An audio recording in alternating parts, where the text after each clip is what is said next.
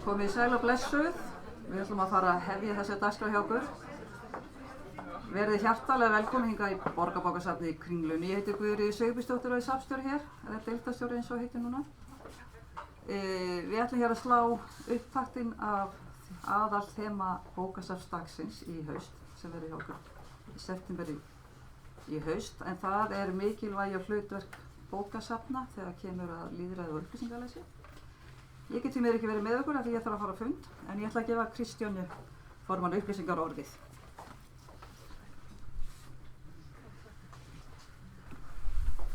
Komið blessuð og sæl, gaman að sjá allan með fjölda hérna. Það er virkilega gleðilegt og ég vil þakka kærlega þeim fyrir að leyfa okkur að vera hérna í Kringlusafni. Ótrúlega flott aðstaða og fallegt safn. Eins og hún sagði þá erum við hér til þess að taka smá forskot. Við erum með svona auka morgunkort, við erum nú vön að fara í bara aðalfundarstörf, drukknaði því á þessum tíma. Þá komum við að skella í eitt auka morgunkort og taka forskot á bókasafnsdaginn. Við getum ekki skemmtilegu dag, við verðum að nýta hann. En eins og hún sagði, þemað í ár er að benda á hlutverk og mikilvægi bókasafna í lýðræði samfélagi. Og slagorðið okkar í ár er lestur er bestur fyrir lýðræðið. Þegar við eittum að fá fleiri fréttir frá okkur í sumar og í haust. En okkur fannst í kjörið að taka forskot á sæluna og biðja hana Salvör að koma hérna eins og spjalla eins við okkur og hefja kannski smá umræður í lokin. En þannig ég ætla ekkert að röfla neitt meira og bara Salvör, gjörðu svo vel.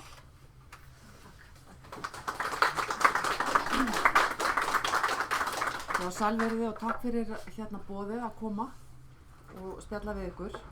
Og ég vona nú að við getum átt smá spjall líka, þetta verði ekki bara svona fyrirlestur hjá mér eða ég messi svona einhvern veginn yfir ykkur, en þetta sem sagt tilefnið var bókasafnsdagurinn og eins og hún var að segja svona temað og ég var líka beðin að tengja þetta við lýðræði og lýðræði er reyndar svona efni sem ég hef verið dálítið að fjalla á síðustu árum og misserum og einnig er svona áhuga svið mitt er reyndar friðhelgi einkalífsins en það áhugasvið hefur fært mig af því að fjalla dálítið mikið munin á einkasviði og opinberu rými. Og þannig að þetta er dálítið gaman að hugsa bókasöfnin svolítið í þessu samhengi við þessi tvö svona temu sem ég hef haft áhuga á í allangt skeið. En mér langar að byrja bara aðeins á því að fjalla lýðræði og nú er til dæmis mjög mikið talað lýðræði í okkar samfélagi og ef við bara aðeins förum yfir það hvað lýðræði er og hver er hugsunin á bakvið þetta stjórnarform, en þetta er ekki bara stjórnarform, þetta er líka ákveðin hugsunarháttur og kannski svona ákveðin ídea sem við viljum að gegnsýri okkar samfélag og svona samskipti, almennu samskipti og liggja utan okkar stjórnkerfi til, eða á að liggja okkar stjórnkerfi til grundvallar. Og lýðræðið er auðvitað, það er, eins og ég segi, það er búið að vera mikil umræða þetta og það er kannski svona vaxandi umræða í nútímanum, það er meiri áhugi á og vaxandi áhugi á því að fólk taki virkari þátt í samfélaginu heldur en kannski áður og lýðræði er auðvitað forn hugsun, hún kemur frá forngrikkjum.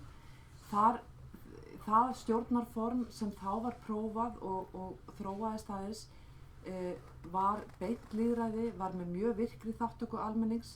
Síðan ef við skoðum þetta svona í sögulegu samhengi, síðan raunverulega hvarf þetta hugtak lengi vel í sögunni og var ekkert endurvakið aftur fyrir eftir miðaldir og þegar ný stjórnarform voru að taka á sig í form í Evrópu eftir lénsskipulag. En þá kemur lýðræði kannski upp með svolítið öðrum hætti. Í staðinn fyrir þá erum við með mjög stór samfélög og þetta gerist auðvitað eftir frönsku byltinguna og svo er Bandaríkin auðvitað tekin oft sem svona sérstakt dæmi það þegar verið er að búa til stjórnkerfi sem byggir auðvitað á lýðræðislegum hugsun en samt sem áður til dæmis þar er gríðarlega stórt land sem er að setjast í stjórnarskrá og byggt á lýðræðislegum prinsipum en í svona miklu fjölmenni að þá er spurningin hvernig getum við raunverulega látið lýðræði virka og þá verður til þetta fulltrúalýðræði. Og það er auðvitað það kannski sem við erum alin upp við kannski sem erum eldri hérna, að við þekkjum þetta fulltrúalýðræði, en núna hefur aftur á því svona bylgja lýðræðis, það sem er verið að spurningin er hvernig getum við virkjað fólk miklu betur og meira og með svona beinni hætti heldur en við höfum gert áður. Og ég held að ef við lítum til þess yfir íslenska sögu að þá höfum við búið hér við frá lýðveldisstofnun auðvitað við fulltrúalýðræði, það sem var kannski mjög lítið verið að reyna að búa til einhverja farvegi fyrir beina þátttöku almennings. En fulltrúalýðræði til dæmis auðvitað gengur út frá því að þá kjósum við fulltrúa sem við treystum fyrir okkar málum og eru ábyrgir gagnvart almenningi, en á móti þessu beina lýðræði þegar til dæmis við erum með þjóðaratkvæðagreiðslur eða einhverja atkvæðagreiðslur, þarf ekki að vera kannski að fyrir alla þjóðina heldur í sveitarstjórnum eða hvar það er, þar sem fólk getur tekið þátt beint með því til dæmis að kjósa, eða þá að líka að virkja fólk á fyrri stigum til þátttöku, að líka móta verkefnin áður en jafnvel kemur að því að við þurfum að fara að kjósa þau. Og þá er spurningi hvernig gerum við þetta? Kosningar eru auðvitað svona kannski það sem við sjáum oft sem svona grundvallar þátt í lýðræðinu. Það að við getum kosið er auðvitað það er mælikvarða það við erum að fá allir til liðs við okkur, við viljum að allir teki þátt, allir hafi sömu rödd, að atkvæði þeirra gildi jafnt og svo framvegis, en og það er auðvitað það sem er svona grundvallar þáttur, en það er mjög mikilvægt þegar við erum að hugsa lýðræði og það er vaxandi áhuga því að lýðræðislegir hugsun sé ekki bara það að við kjósum á endanum eitthvað, heldur að það einkenni allt starfið fram að því að við þurfum svo mögulega að kjósa það, og kannski þurfum við ekki að kjósa það vegna þess að við höfum bara náð samkomulagi með öðrum hætti. En kosningar eru auðvitað stórt atriði, en það eru nokkur atriði sem svona gildi, svona, sem stýra lýðræðislegri hugsun. Hvað er það? Það er auðvitað jafnræði. Eitt af þeim svona heimspekilegu og siðfræðilegu áherslum sem koma eftir eða á þessum tíma þegar lénsskipulag er að málna upp og stjórnskipulag er að breytast í Evrópu er nytjastefna. Og nytjastefna gengur auðvitað út á það að allir sjónarmið allra vegi jafnt. Það eigi að taka tillit til allra jafnt. Og það er auðvitað einn af svona hornsteinum lýðræðisins. Það er að allir geti til dæmis boðið sig fram til embætta, allir geti boðið sig fram á þing, allir geti tekið þátt í kosningum og svo framvegis. Og þegar ég segi auðvitað allir, þá er ég að meina auðvitað ekki börn kannski, en fullorðið fólk. En þarna er líka svona koma auðvitað upp ýmsar áhugaverðar spurningar það hverjir eru þessir allir. Og eru það, og því það koma alltaf spurningar, er einhverju jaðarhópar sem ekki að taka þátt? Er fullt af fólki í samfélaginu sem hefur ekki aðgang að kosningum, það hefur kannski ekki borgararéttindi með sama hætti og aðrir. Borgararéttindi, auðvitað það að vera borgari í landi og vera með ríkisborgararétt veitir aðgang, en það eru getur verið fjölmargir sem vinni í samfélagi á þess að hafa slík réttindi. Og spurningin er það sanngjarnt að fólk sé kannski hér í mörg ár, vinni í mörg ár og hafi aldrei tök á að taka þátt með þessum hætti. Sumstaðar og ég vitna kannski, tók náttúrulega þátt í mikilli umræðu í stjórnlagaráði þessa þætti, og sumstaðar í nágrannalöndunum til dæmis má kannski fólk áður það fær ríkisborgararétt taka til dæmis þátt í sveitarstjórnarkosningum þó það með ekki taka þátt í alþingiskosningum. Og ef það eru mjög ströng skilyrði svo í sumum löndum fyrir því að fá ríkisborgararétt, að þá þýðir það auðvitað að það myndast kannski stærri og stærri hópur sem ekki hefur aðgang að þessum mikilvægu réttindum sem eru í okkar samfélagi. Annað atriði er auðvitað sem er lykilaþáttur í sambandi við lýðræði er auðvitað upplýsingar og menntun. það að hafa aðgengi að upplýsingum og að fólk njóti þess að geta fengið sótt sér grunnmenntunar þannig að það hafi færni til þess að afla sér upplýsinga.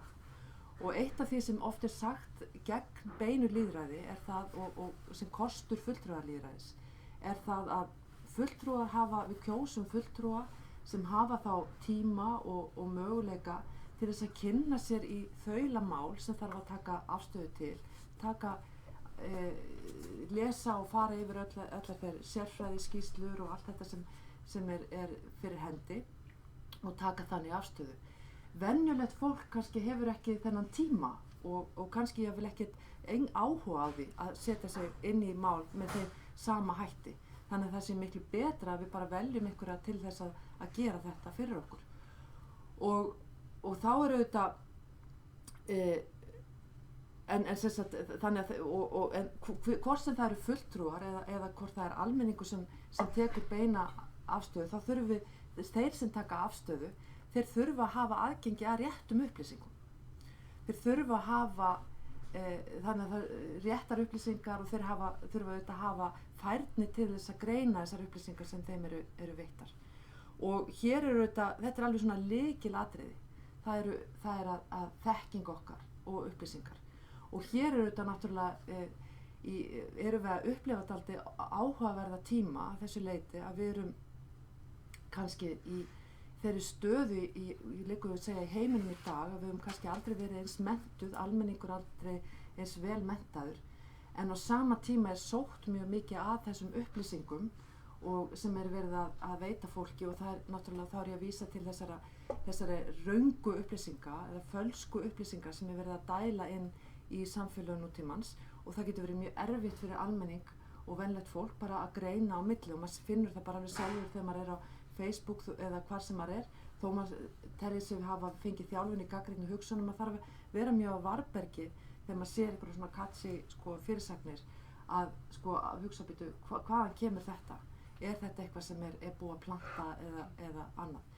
Það hefur alltaf verið þannig að þeir sem hafa stjórnað eða held ég og hafa valdið hafa líka valdið yfir upplýsingum og það er mjög mikil kannski tilhneiging að vilja svona stýra því eða manipulera með upplýsingar vegna þess að það getur skipt gríðarlega miklu máli útkomu hvort að fólk fær réttar upplýsingar eða hvernig þær eru framsettar og svo framvegis. Þess vegna reynir orðið meira og meira á þessa færni almennings á læsi, almennt læsi auðvitað og svo bara líka að gagnrýna hugsun og virkilega vera á varðbergi. Og þar auðvitað náttúrulega þá lítur maður hérna í kringum sig og hvar eru staðirnir, betri staðir heldur en hérna í bókasöfnum að leggja grunn að þessum þáttum. Því að fólk það líka hafa, við erum auðvitað með svo gríðarlegar upplýsingar svona í hendinni, í lófanum og það er hætt við því kannski að við lítum á þær upplýsingar sem svona koma fyrstar til okkar sem séu bestar þegar við þurfum líka að kunna að fóta okkur og leita aðeins dýpra að þá áreiðanlegri upplýsingum og vita hvernig við finnum þær.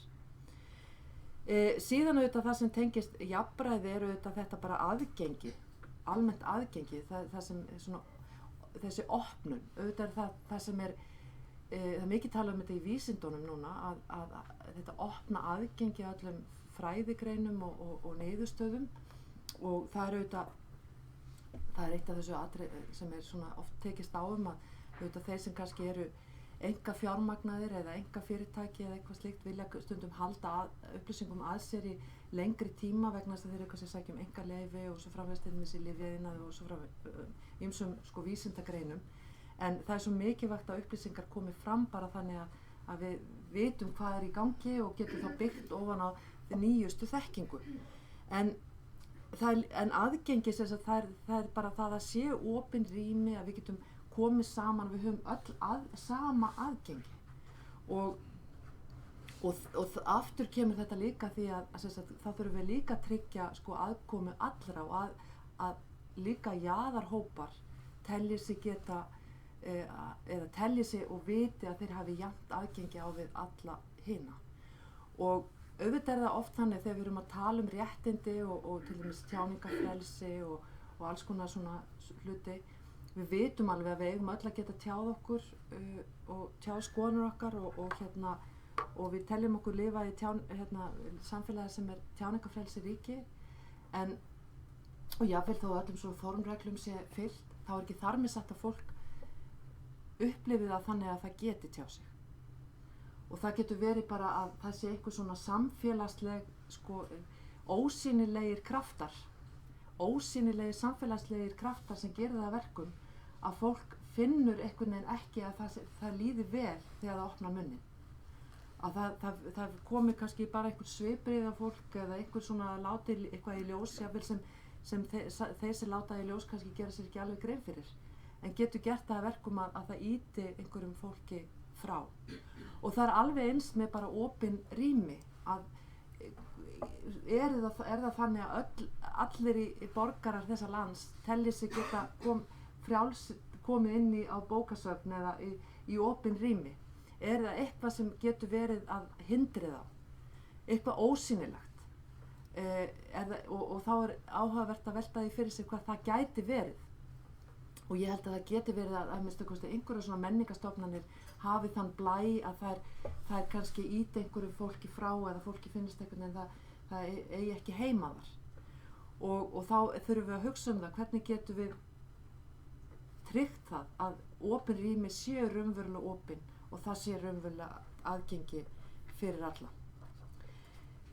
Varðandi þessi opnu rými, og það eitt af því sem ég hef áhuga á svona líka út frá þessu greinamun á einkasviði og opinberu sviði, að opinber svæði eru náttúrulega svona opinber rými eru þau sem eru svona sameign okkar allra og eiga að vera aðgengileg okkur all. Og ég meina bara eins og göturnar hérna, þegar við göngum út á götu og okkur á að líða vel og við eigum að geta verið svona frjáls og á þess að vera endilega undir eftirliti eða eitthvað sem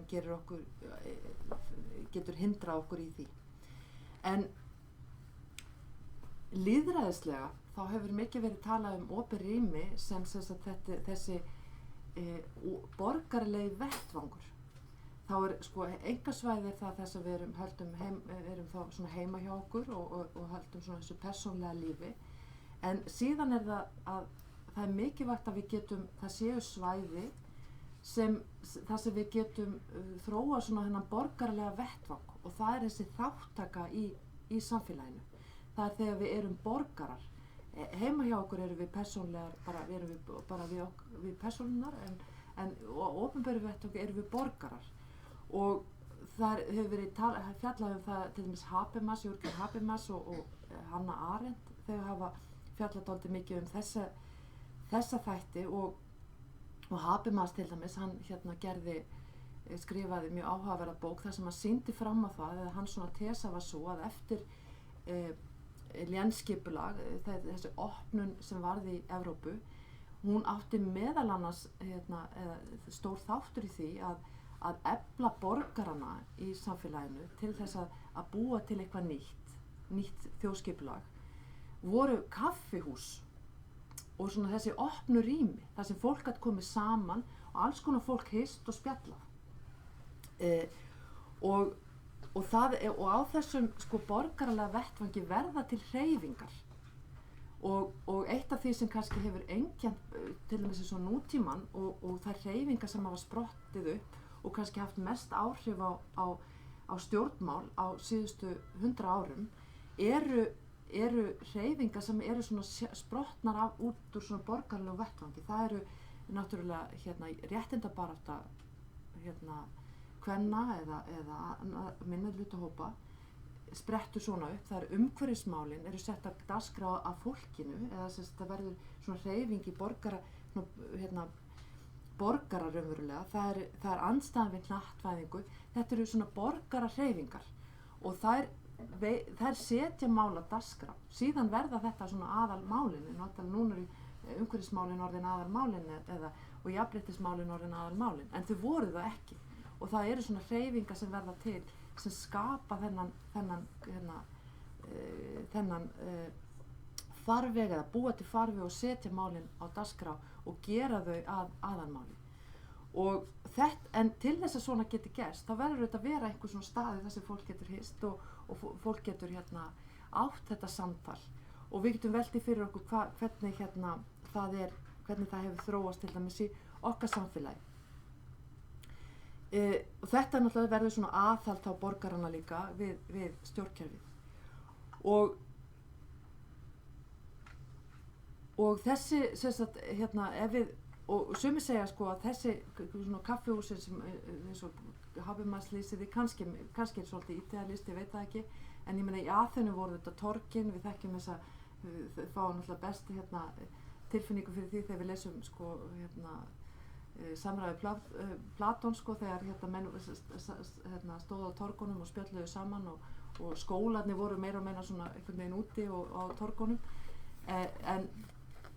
en síðan kannski fannst mörgum kannski og hefur talið að þessi borgaravettvangur hafi svona þrengst að honum meðal annars vegna þess að kannski verðum meira svona bara neytendur og hittumst aðalega bara í verslunum og í verslunarkjörnunum og það var í svona aðal staðurinn til að hittast, en síðan það sem hefur gerst á undanförnum árum er það að það verður til nýr vettvangur, rafrænt vettvangur. Og því að náttúrulega þessi opni opinbera rýmið er þannig að þá hittust við í persónu og erum sem sagt líkamlegar verur, en í þessum rafræna heimi þá alltaf hittust við bara svona í þessum samfélagslegu miðlum og náttúrulega pínlítið öðruvísi. Og margir hafa haft mikla trú á því að þessi samfélagslegu miðlar að þeir einhvern veginn getur tekið þetta hlutverk en núna kannski er orðið svolítið bakslag í því að það voru mikil trú á því einhvern veginn að þessir fyrir bara örfáum árum, og við vorum nú ræddum þetta dálítið mikið og kom dálítið upp auðvitað til þess í sambandi við stjórnarskrána að hlutverk þessara Facebook og þessara miðla, hvort að þeir einhvern veginn tækju við sem þessi opinberi vettvangur, en það er líka mjög auðvelt að stýra honum og það hefur komið í ljós að það er kannski miklu meira af hættum þar heldur en við höfum gert okkur grein fyrir. Þannig að ég held að þessi vettvangur muni kannski aldrei koma alveg í veg fyrir það að við hittumst og við eigum kannski verður það til þess að endurnýjast meira þessi persónulegi vettvangur þegar þess að við hittumst raunverulega í persónum, en það vitum við svo sem ekki, en við sjáum það allavega að það er ótrúlega áhugavert að skoða oft svona hvernig þróunin verður, að það kemur eitthvað nýtt og það er alveg rosalega mikið stemning og mikið svona trú á því að þetta muni breyta öllu og það muni einhvern veginn gerast eitthvað alveg nýtt sko, og auðvitað er hægt að það sem er hægt að gera, eitt af því sem er augljóslega hægt að gera með þessum samfélagsmiðlum er það þetta ná ofsalega margra og það er mögulega hægt að fá fólk til að gera eitthvað eins og til dæmis bara fara í mótmæli eða hvað það er. Það er auðveldara að ná til fólks, en hvort að það verður vettvangur fyrir einhverja nýjar hugmyndir raunverulega, það á eftir að koma í ljós og sérstaklega kannski af því að eins og ég segi það var gríðarlega mikil stemning og miklar hugmyndir það að þetta myndi breyta öllu, en svo núna erum við kannski að sjá það að það er ýmsar hættur þarna og það er verið svona bara í þessi tækni er þannig að það er líka einhver stór fyrirtæki sko, sem stjórnar því hvað við sjáum og eru raunverulega svolítið að manipulera okkur þarna. En sem sagt spurningin er samt líka sko, og það er eitt af því sem sko, þessi samfélagslegu miðlar hafa kallað eftir eða opnað upp, er það hvort að við getum þá líka aukið svona beina þátttöku fólks og hvort að við getum auðvelda fólki til að taka þátt, og það er auðvitað það sem á íslensku er kallað líðvistun eða crowdsourcing, að það er sem sagt að tæknin auðvelda það verulega, að það sé kannski hægt að setja eitthvað verkefni í gang þar sem allir raunverulega taka þátt og leggja eitthvað inn til þess í gegnum tæknina sem er mjög erfitt kannski að framkvæma með öðrum hætti heldur en að gera það í gegnum þessi tæki. Og og það er alveg öruggt að það er vaxandi áhugi einmitt á þessari þáttöku og fólk vill taka meiri þátt og við ættum að geta að nýtt auðvitað tækin og tæknina en við eigum líka einhvern veginn að finna leiðir þó ég sé ekki með þar handbarar á því að nýta þessi opinberu stofnanir sem við höfum sem hafa svo mikið nú þegar fram að færa og ég er alveg viss að það er sko til dæmis þessu bókasöfnin eru þau eftir að ganga í endurnýjar lífdaga þannig lagað að vera einhver slík svæði.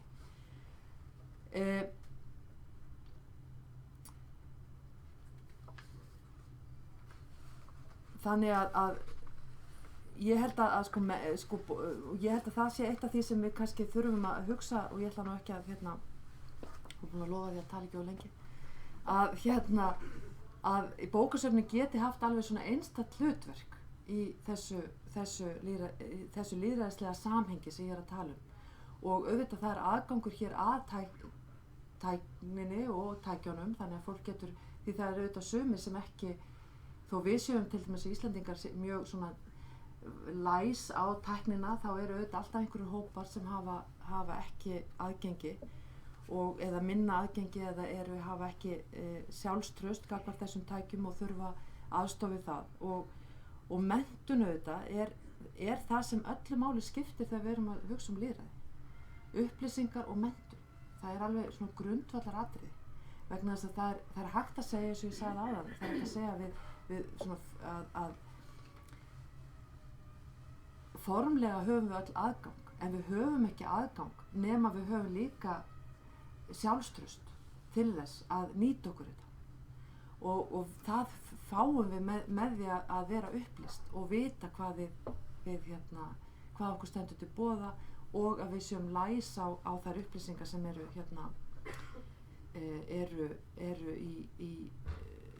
boðið upp á eða eru í kringum okkur. Þannig að ég vona það að bókasöfnin og aðrar menningarstofnanir sem eru þessir opni vettvangur eigi eftir að styrkjast frekar en hitt og ég veit að þekki það bara til dæmis eins og í sambandi myndlistina að myndlistasöfn en það er líka mikið verið að tala um svona breytingar innan þeirra og hvernig bara almennt söfn eru að svara þeim þjóðfélagsbreytingu sem hafa orðið en það er ekki það að það er mikið gildið þeirra heldur að bara umhverfið er að breytast og við þurfum að finna leiðir til þess að takast á þessar breytingar og undirstrika þetta hlutverk. Þá ætla ég að þakka fyrir hér.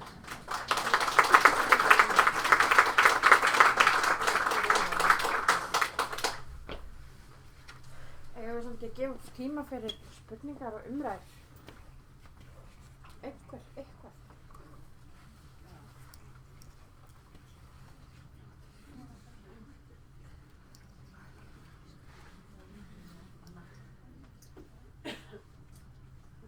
Ætla hann að nýta tækifæri sem ætla að mynda þetta með? Já. Jú, það ekki, er ekki spurning. Það hefði kannski verið gaman aðeins ef salurinn hefði svona tjáð sér pínlítið okkar stöðu með þig þarna hvort menn hafa skoðun á því hvort við erum að standa okkur eða ekki. Finnst ykkur það? Við séum að standa okkur vel í vinnunni með þetta atriði Lýðræði almennt eða? Já, þessum þætti sem er lýðræðisþátturinn og þá erum við svona að vísa svolítið til þessar UNESCO samþykkta með almenningsbókasöfnin. Erum við standa okkur vel þar? Ég er ekki að segja við sem ekki gera það, ég er að reyna að fá díalóg. Flestir meðvitaðir sé að reyna, þetta er spurning með árangurinn hversu langt er. Kannski, ég held að við séum að standa okkur ágætlega að mörgu leyti. Við erum náttúrulega með alveg fullt af upplýsingum og hægum fólki að starfa inn á bókasöfnunum en við getum kannski verið öflugri í að reyna að búa til samræði vettvang. Að vettvang þar sem að fólk getur rætt málin, komið saman, hist. En það er því vant með farið. Maður vill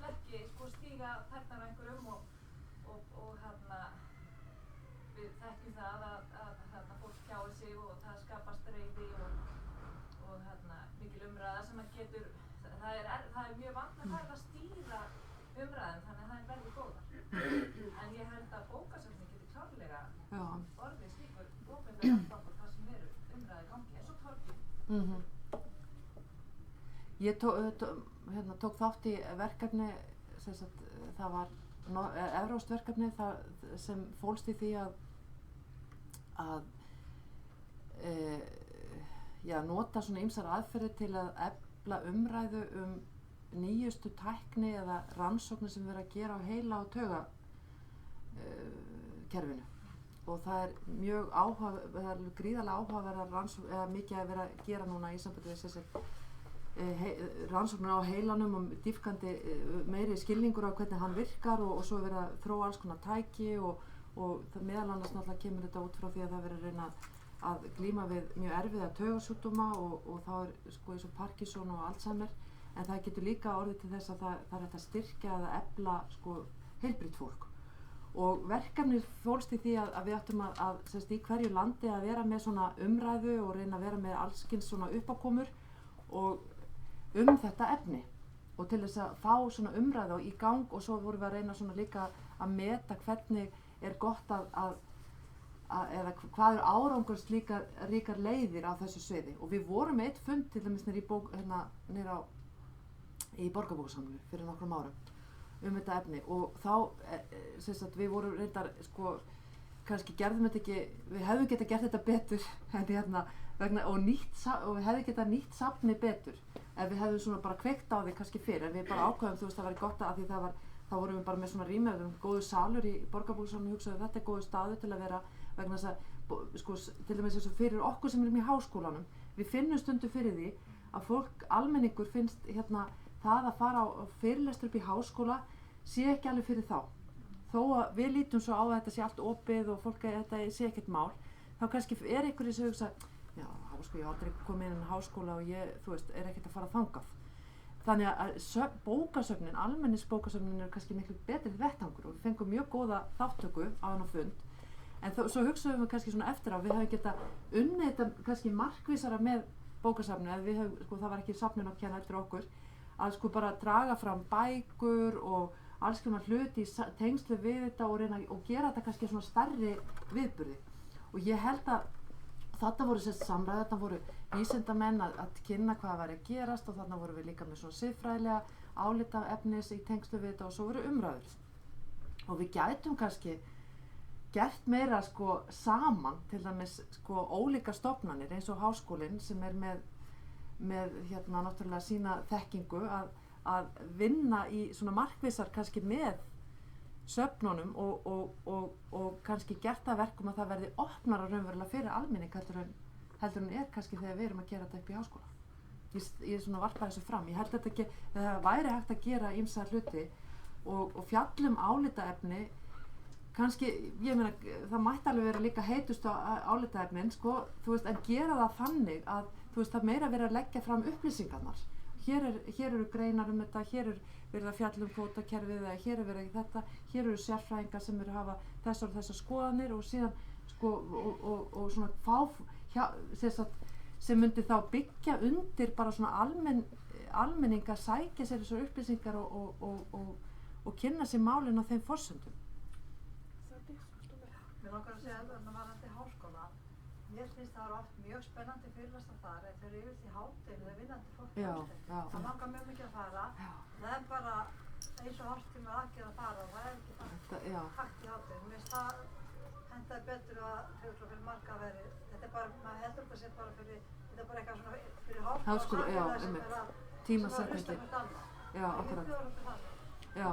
Þannig að svo mér finnst það langar að segja bókasafnin. Mér finnst almenningsbókasafnin, mér finnst þau vera með mjög marga viðburði og þetta er alltaf að gera betur og með fyrir marga mismunandi hópa í samfélaginu, bæði fyrir börn og fullorðna og mér finnst þau leggja sér mjög mikið fram. En eflaust það er líka alltaf fræningartursmál og í skólunum, þá hafa við skorið alveg gífurlega niður í skólabókasafnum, bæði grunnskólanum og núna í framviki er bylgja í framhaldsskólum að skera niður bókasafn Það náttúrulega veldur miklu vanmætti. Það er þetta niðurdrifandi og svo er það bara mannafla vantar og það er mjög neikvægt. Já, ég held að sé mikilvægt að einmitt að allt menntakerfið svona opni huga fyrir því að maður lærir ekki bara innan veggjanna og að sama með bókasöfnum að við bara förum aðeins að sprengja þessa fysiska ramma förum á milli og bókasöfn eru og við erum einmitt að gera það, við erum að bjóða, við erum svona að fasilítera alls konar og þetta sem þú nefnir, þetta er bara mjög gott dæmi og ég held að tengja líka fræðin og praxis og þar bókasöfn líka góður vettvangur og að færa fólk á milli stofnana, að fá háskólafólkið til okkar og öfum. Við erum með eitt verkefni sem heitir Kaffi Lingua sem fer fram alls konar stöðum meðal annars í háskólanum og svo held ég bara að við ættum að byrja líka bara alveg þegar börnin eru lítil og ég fór í skóla daginn, við erum meðal annars með starfsemi sem fer fram út í skólanum og sá eitt alveg dásamlegt, það er í Fellaskóla, það er núna 2 klukkustundir í viku, þá er kennt lýðræði. Við kallaði Fellaþing og ég bara, mér fannst þetta svo frábært og það er bara allir nemendur er að læra lýðræði hvernig sem þau gera það en það er dialóg og vísmyndi svona þemu og þetta er líka eitthvað sem við getum unnið saman að kannski þegar maður er komið í 5. bekk þá fyrir maður að bókasafna og þannig að bara að opna. Já, einmitt. Eitt af því sem kannski stundum er sagt sko, lýðræðinu til vansa er það að það tekur tíma. Það þýðir það að við þurfum að, það felur í sér að við erum að reyna að virkja fólk til að taka þátt og allir eru að fá að tjá sína skoðun og vera með og það tekur meiri tíma heldur en einhver sem takir gerðaðislegar ákvarðanir sem getur bara og komið bara vekk strax sko. En ég held að það fái, en sko ef við getum haft slíka umræðu þá líka komumst við ofta betri niðurstöðu og ég nú sjálf sko lituð af því kannski að vera úr mínu fagi og til dæmis eins og siðfræðinni að því við erum ofta fjallað svona siðferðileg álitaefni sem brenna á samfélaginu eða er verið að takast á við og stundum finnst manni sko vandinn vera sá að fólk vilji taka ákvarðanir bara strax og bara drífi í þessu og semjum bara frumvarp og klárum þetta og gerum þetta og þegar við svona erum kannski svolítið svona að segjum nei, býðið aðeins við þurfum aðeins að ræða þetta og við þurfum aðeins að setjast niður og það er dálítið svona óþol oft í íslensku samfélagi fyrir svona umræðu að því hún tekur tíma og hún þýðir það að við þurfum að virkja marga með okkur og fólki finnst það svona stundum óþarfi þannig að sko þetta er lýðræði er langhlaup, það er ekki svona spretthlaup og það er ekki eitthvað sem við umbyltum ekki hlutunum með einhverjum einu vettvangi, heldur við erum að smám saman að eins og þú segir sko, við gerum þetta frá sko, eigum að gera þetta frá unga aldri og þetta tekur tíma og við erum að mennta nýjar kynslóðir sem kannski fá meiri og vonandi og er að fá miklu meiri menntun heldur en við nokkuð tíman lýðræði. Þegar við vorum að alast upp það sem kannski var aldrei mikið minnst af lýðræði eða velt upp svona lýðræðislegu samskiptaháttum í skólanum, þetta var nú bara svona ítróðslega ef ég man rétt. Þannig að, og við erum svolítið svona auðvitað mörkuð svolítið af því, eðlilega, því þetta er náttúrulega það sem bara við erum alin upp við. En hitt tekur tíma og það tekur svolítið á og það tekur á að hlusta á fólk, kannski koma með skoðanir sem maður er ekki ósammála. Þannig maður þarf stundum að bíta á jaxlinn og maður þarf að þegja aðeins og meðan maður leyfir fólki að tala og svona og þá maður langir til þess að segja eitthvað strax og reyna að þakka niður í þannig að þetta er það sem sko lýðræði snýst og það er auðvitað það sem gerir það verkum að það er erfitt þetta er erfitt stjórnarform þetta er erfitt það væri oft léttar að gera hlutina öðruvísi en það er ekki víst að við fáum sko niðurstöðu á endanum og við erum það líka með svona kraumandi óánægju og líka þetta, ég held að það sé alveg gríðarlega mikilvægt og þar held ég að sko bókasöfn almenningsbókasöfn hafi alveg ofsalega mikið hlutverk og það varðandi jaðarhópa. Sko háskólafólk, við erum náttúrulega fílabusturn, ég meina við náum sko miklu síður þangað, en sérst jaðarhóparnir það að vera vakandi fyrir því hvernig getum við fengið fólk til þáttöku sem ekki að taka þátt í samfélaginu af einhverjum ástæðum. Hvernig getum við bara fengið þau inn? Það getur verið kannski múrinn, bara að fá fólki til að koma inn á bókasafnið. Þannig ég held að það sé alveg stór mál og það lýðræðislega alveg stór mál. Mér datt í hug bara svona til þess að blanda hennis inn í umræðuna. Ég veit að það verið að gera mjög marga skemmtilega hluti á bókasöfnum og ég ekki að segja að bókasöfn séu ekki að gera góða hluti, þetta var bara svona umræðan. En eitt af því sem við þurfum kannski að velta fyrir okkur bara þessi opnunartími eða afgreiðslutími eins og það heitir. Því það fólk að vinna miklu meira en það.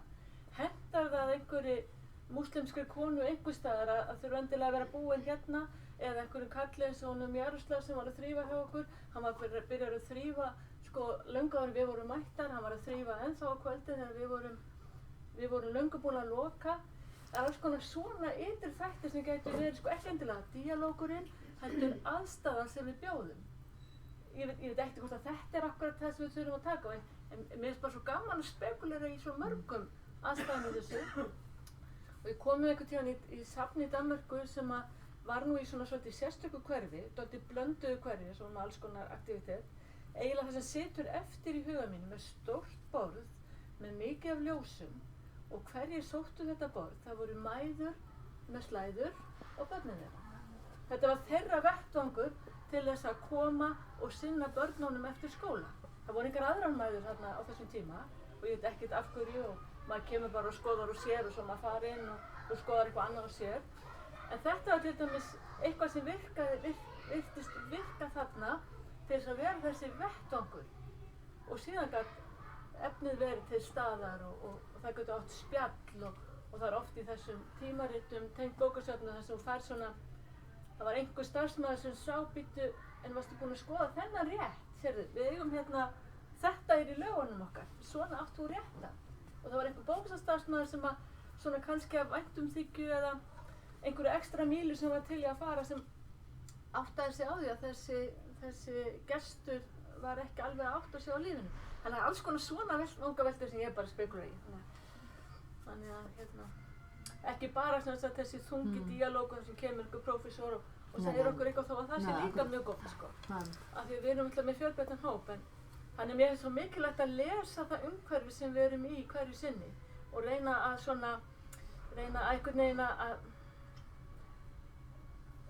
að lesa það á þann hátt að það sé fólkinu og samfélaginu til góða, ekki bara okkur sem vinnum þarna og erum farnar heim klukkan. Þannig að þetta bara svoleiðis umræða sem ég svolítið að spekulera. En hafið þið orðið verfið með langar sem fara með einu? Nú erum við yfirlega að fara í smá herferð út af þessum alternative facts og allt þetta sem búið að dynja á okkur. Það kannski eitt af því sem hefur vakið okkur umhugsunum okkar hlutverk þegar kemur upplýsingum og lýðræði og aðgenginu og upplýsingalæsinu og að við getum og fólki viti og fólk sé meðvitaðum og búið við gagnrýna hugsun þegar það er að meta hvað upplýsingar það er að fá í hendur. Hafið þið orðið vörfið þessa herferð, How to Spot Fake News, sem yfirlega farið í gang með? Við þýddum plakatið yfir á íslensku. Þið hafið orðið vörfið það? Við erum hengið upp hjá okkur alls saman. Það ekki? Við erum bara framtaka því þetta. Já, en hafið þið svona í þessari Trump-umræðu, kallast það heima hjá mér, hafið þið orðið vörfið einhverju svona öðruvísi umræðu innan stéttarinnar eða í vinnunni, fólki sem kemur til ykkar, er þetta að hafa einhver áhrif? Er eitthvað að breytast? Er fólk að koma með annað umræðuefni? Leita eftir öðruvísi upplýsingu, biðja ykkur aðstoð?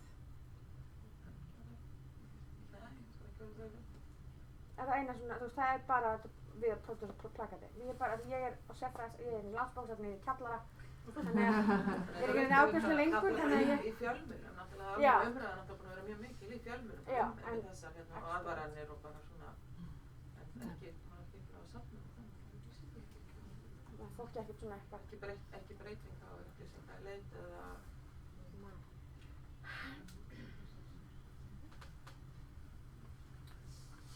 Einhverja fleiri spurningar? Ég langar að segja, Já. mér finnst þarna umræðan á Íslandi og rosalega litið og svona hagsmuna sjónarmiðum. Já. Sko, og það er náttúrulega mjög dýrmætt að hafa einhver sem sér fleiri en eitt sjónarmið í einhverju máli.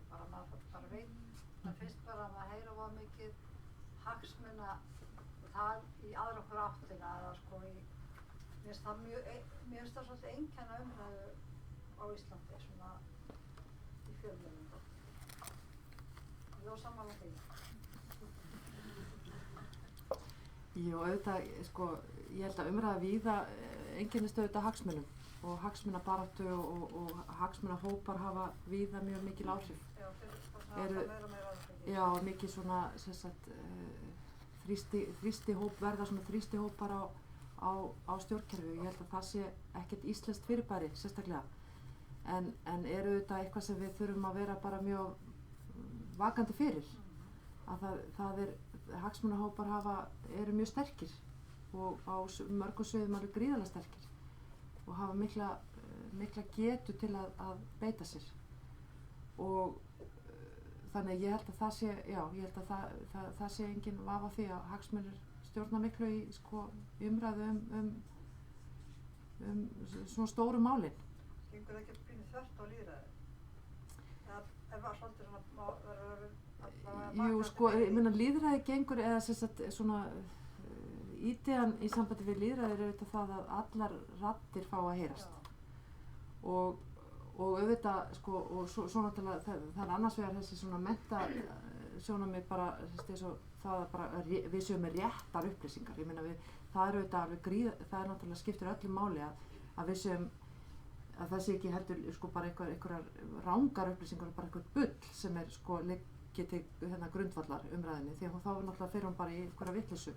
En fyrst það er náttúrulega algjör forsenda að við séum með réttar upplýsingar og þær séu sem sagt matrita þannig að við höfum aðgang að þeim og við getum skilið þær og einmitt matrita þannig að svona almenningur geti skilið þær. Því að það er líka hægt að gera hlutina svo flókna að það sé bara í sjálfu sér bara fólk hugsa bara ég hef bara ekkert vitað á þessu. Og þá er það líka bara, það er bara matrit þannig. Það er alltaf eitt stórt atriði sem við þurfum að hugsa og svo náttúrulega svo er það að þú veist að öll sjónarmið fá að koma fram að það sé ekki bara hagsmuna baráttan ráði alveg umræðinni og það er auðvitað frá lýðræðissjónarmið mjög mikilvægt en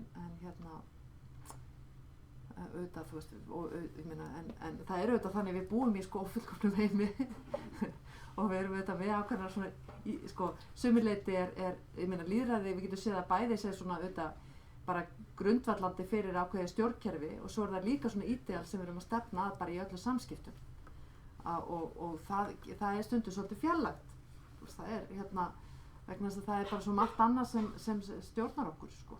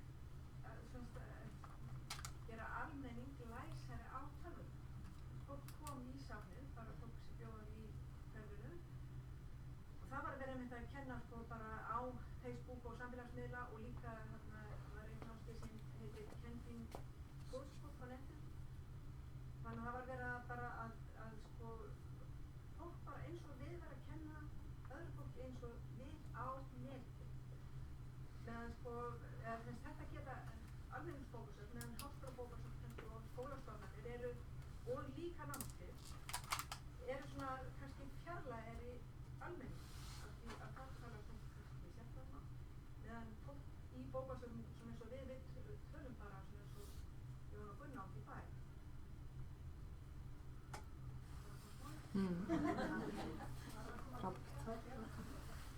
Já, við kannski líka getum alveg mælt með einni aðferð sem við erum að verkefni sem heitir Hvað helst í fréttum á Borgarbókasafni og sem gæti farið fram á bara líka skólasöfnum og alls konar söfnum og það eru sjálfboðaliðar frá Rauða krossinum og við vinnum mjög mikið með Rauða krossinum sem eru einmitt ekki sérfræðingar og segist ekki verið sérfræðingar í fjölmiðlum en er að fara yfir fréttir vikunar og það eru allir velkomin en það er svona áhersla á að maður hefur kannski mest áhuga á þessar þjónustu ef maður kann ekki alveg íslensku. Og þetta er hópur sem, þetta er alveg svona kjarnahóp núna og sem er farin að borða saman og þannig að þetta er svona bara einföld leið sem maður er líka góð einmitt kannski á bókasöfnum á menntunarstofnun. Þannig að bara mælum með því. Þetta er einmitt kannski líka svona tengt þessu hotspot, þetta fer inn í þetta ferli, hotspot fake news. Ekki spurning, akkurat inn nákvæmlega þetta. Og mættu auðvitað víkka þetta út og... Já. Það er kannski eitthvað akkurat það sem við þurfum að halda svolítið. Það sé það bara að maður opnar newsfeedi sem til Facebook. Það er svona, við þurfum öll flest að stoppa aðeins og skoða betur hvað við erum að lesa, hvað við erum því að framboðið er ótt sér framboðið sér gríðarlegt. Einhverja fleiri? Má ég taka aðeins? Endilega. Það er minni mann til það. Ég var skoðið í klúknum. Það er skoðað ansi mjög satt. Og ég var í Noregi fyrir hvað 10 ára síðan. Og þá var það algjörlega, var búið að setja það með sig í lög, bókasafnslög, eða alveg bókasafnslögin, að bókasafnin eiga að vera þessi vettvangur að stuðla að lýðræðislegri umræðu, upplýsingum þjóðfélagsmál og svo framvegis. Og það var alveg, það var verkefni í gangi á meðal safnanna að standa við þetta. Og ég held að bókasöfni get ekki verið til betri vettvangur heldur en einmitt bókasöfn. Og ég segi kannski eins og Málfræði segir að við erum að gera allt mögulegt, en við mögum örugglega gera betur í þessum efnum og hafa þetta svolítið meiri svona, já, leggja meiri vinnu í þetta. Og mér finnst spennandi einmitt samstarf við háskólann meðal annars, sem hluti af þessu. En ég veit bara að koma því að ég hef líka verið til Má ég það segja líka, ég var í Svíþjóð í janúar í Stockholmi, Kista Library, nákvæmlega það sama. Stórt bókasafn í Molli á annarri hæð, það er 2 ára gamalt, þau voru kosin held í afmælisbókasafn Svíþjóðar 2015 einhverja. Þau eru að glíma við það að hverfið þeirra er þannig að það er orðið rosalega fjölmenningalegt. Það er mikið af og í rauninni er það mennt að það kemur 30.000 manns koma inn í hverfið á dag að vinna og fólki sem kemur inn að vinna er menntað heldur fólki sem býr í hverfinu. Og það er sama, það er jafningjafræðsla, þetta er alltaf fullu gangi á þeim. Þau fara til fólki sem er búið að læra það, sem tók dæmi einn mann sem var nýkominn, hann var sýrlenskur, búinn að búa í Svíþjóð í 8 mánuði og var farin að kenna sænsku. Farin að hafa aðstöðu hjá þeim til að kenna öðrum sænsku, bara grunninn, svo fólk geti bjargað sér og svo jaft koll á kolli. Farin að hagræða bókakostunum sínum þannig að þau voru farin að kaupa inn á þeim tungumálum sem eru ríkjandi í hverfinu og farin að raða þeim á safninu eftir því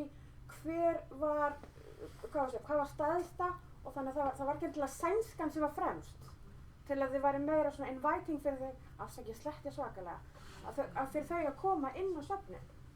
Og þetta er svolítið gegnumgangandi greinilega í Danmörk, Noregi, Svíþjóð. Það sem við viljum bera okkur saman við. Og við erum að gera rosalega góða hluti. Borgarbókasafnið er að gera góða hluti. Við erum öll að gera góða hluti. En ég held að okkur, mín tilfinning líka svolítið svo að okkur vanti pínu smá peppið og traustið. Við erum frábært og við getum gert helling. Og við skiptum máli. Það er líka svolítið þannig. Þannig að það er ekki spurning. En já, ég var líka. Ég get nú ekki sagt að ég hafi verið til miður. Ég fann vel að fara að bæta þá bæta úr næstu ég fer til nágrannaríkjanna. En mér finnst þetta mjög athyglisvert einmitt með að Noregar hafa sett þetta í lög. Því ég held að við þurfum að hugsa þetta það myndi styrkja auðvitað söfnin að þetta sé gert, að þetta sé bara samkomulag allra okkar samfélags bara að setja þetta í lög og lyfta þannig bókasöfnunum upp. Og ég veit að þið eru að gera frábæra hluti og ég hef séð það og ég hef þekkið það auðvitað gegnum bara börnin mín og svona, maður sér það hvað er mikil áhersla á söfnin í skólakerfinu, en ég held að við getum bara sem samfélag sko haldi betur utan söfnin einmitt sem þetta mikilvæga almannarýmis, vegna þess að við þurfum að hugsa, bara ef við hugsaum þetta frá lýðræðinu sko, hvað einkennir góðan borgara í samfélagi, hvað er að vera lýðræðislega góður svona borgari sem tekur þátt og þá þurfum við að hugsa þessa sko hluti að hafa aðgang og aðgang á upplýsingum og það er akkurat allt sem er hér. Þannig að ég held að við eigum að reyna að, og kannski gæti það orðið eitthvað svona hlutir sem kæmi inn á þennan dag í haust að reyna að vekja sko stjórnvöld til þeirra sko til þess að virkilega að setja þetta bara í lög og segja að þetta ætlum við að gera, þetta skiptir okkur meginmáli. Þegar við varum að tala um bókasafnalög, ég var í Noregi núna bara, það var að bera saman bókasafnalögin á Norðurlöndum. Það er í lögum hér að við erum að stuðla upplýsingalæsi og öll slíku og öllum Norðurlöndum. Og það var hins vegar ákveðandi það finnsku bókasafnalög voru langt best. Það er til dæmis, það er sérstaklega að tala um að þú þurfum að vera aktív í að koma þessu upplýsingalæsi og menningarlæsi og öllu þessu, það er ekki nóg að stuðla að vera aktív og gera mikið og þau voru svona kannski svona miklu skýrari, öll hinn veginn voru svona svolítið þokukennd og svona má vel að túlka það svona næstu því sem maður vill. Svíjarnir kvartuðu þeir hafi ekki eins og lög. Jú, Það komið það núna. Já, það voru, þeir kvartuðu voru lög alls staðar, sko. Já, þeir voru ekki. En eins og voru langt best en ég vil Já, það. einmitt. Já, það er svo skýr og segja bara nákvæmlega þú eigið að gera þetta. Sem kannski ekki og svo að ég var nú að tala svona hlutverkvalt svona þá hefur nú verið ennum mikið að tala um borgarbókasafn en að breyta opnunartímanum en að hafa opið bókasafn. Að það sko að starfsfólki sé ekki staðinn og þá sé safnið opið þá bara með kort og kemst inn bara eins og líkamsræktarstöðvar núna og getur bara allar Bolvíki. Þannig að þá er safnið orðið henni svona vettvangur sem getur komið og það læra að vinna eða eitthvað sem ég held að sé mjög spennandi. Þeir eru orðið bara landlægt í Danmörku til dæmis. Já, og rosalega mikið nokkað. Já, og mjög mikið nokkuð. Og gengur vel. Já, alveg bara Nýttu það af vandræðum. Núna og svo er bara það var stökk í bókasafninu af fólki. Já. En við erum að renna út á tíma, þannig að ég vil bara þakka Salvör kærlega fyrir komuna og fyrir að vera með okkur í dag. Takk kærlega fyrir mætingu, takk kærlega fyrir þessa frábæru umræður. Við þurfum að spjalla ofta saman, það er alveg nokkuð ljóst. Þannig að ég segi þessu bara lokið í dag.